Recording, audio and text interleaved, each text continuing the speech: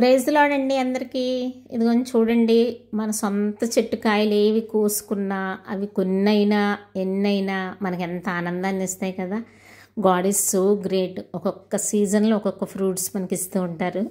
ఇదిగోండి, నిన్న మా అత్తగారింటికి వెళ్ళాం, రాజమండ్రి అని చెప్పాను కదా. మీరు నమ్మరు ఫ్రెండ్స్, నేను కాకినాడ నుంచి బయలుదేరి రాజమండ్రి వెళ్ళేంత వరకు, అంటే ప్రవీణ్ అన్న గారికి యాక్సిడెంట్ అయిన ప్లేస్కి మా అత్తగారు ఉన్న ప్లేస్కి ఒక 7 to 8 కిలోమీటర్స్ డిస్టెన్స్ ఉంటుంది.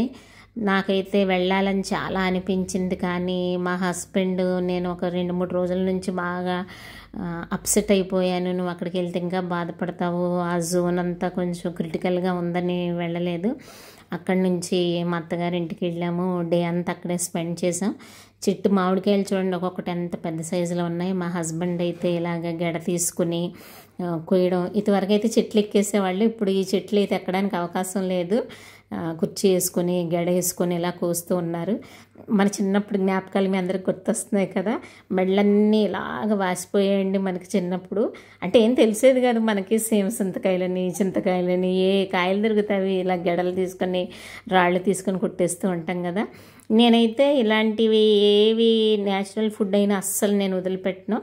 నేను కూరల్లో చింతపండు ఆల్మోస్ట్ వాడను అసలు. పప్పుచారు నుంచి ఎప్పుడు ఏ కూరలో పులుపు కావాలన్నా సంవత్సరానికి ఇలా సరిపడా నేను ఒక 20 నుంచి 30 మామిడికాయలు దొరికినప్పుడల్లా, లేకపోతే ఎవరైనా ఫ్రెండ్స్ ఇస్తూ ఉంటారు కదా, ఈ సీజన్లో అవన్నీ గ్యాదర్ చేసుకుని నేను ఇలాగ ఉరుగైతే చేసి పెట్టుకుంటానండి. మీకు ఎలా కావాలంటే అలాగ కట్ చేసుకోండి. తర్వాత కొంచెం ఉప్పు పసుపు వేస్తాను.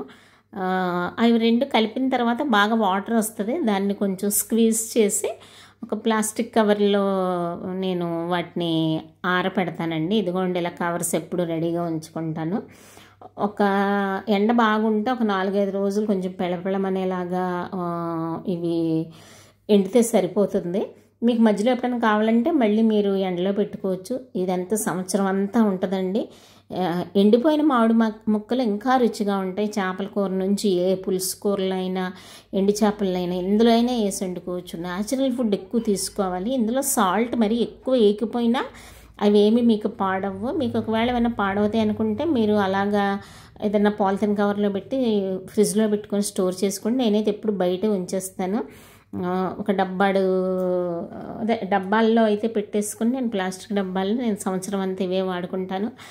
మధ్య మధ్యలో వీటిని తీసుకొని మాగాయ పచ్చళ్ళకు కూడా కొంచెం వేడి నీళ్ళు పోసి వాటిని కొంచెంసేపు నానబెట్టి తాలింపు వేసుకుంటే మనకి పచ్చడి కూడా రెడీ అవుతుందండి.